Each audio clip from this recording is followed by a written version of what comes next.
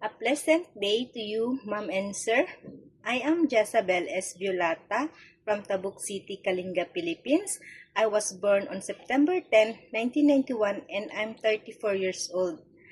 I'm single and I am high school graduate. My father's name is Jesus Violata and my mother's name is Julia Violata. I have 5 siblings and I'm the third in the family.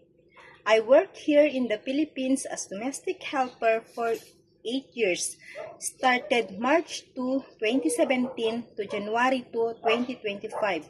I have served one couple and 2 kids ages of 7 years old boy and 4 years old girl. Ma'am, sir, my main duties and responsibilities is to cook, washing clothes, washing dishes, cleaning the house, marketing, and taking care of the children. I want to work in Hong Kong to help my family and also for my future.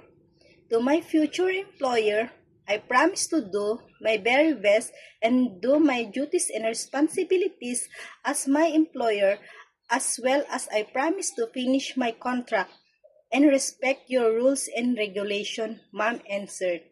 Thank you. Have a nice day and God bless.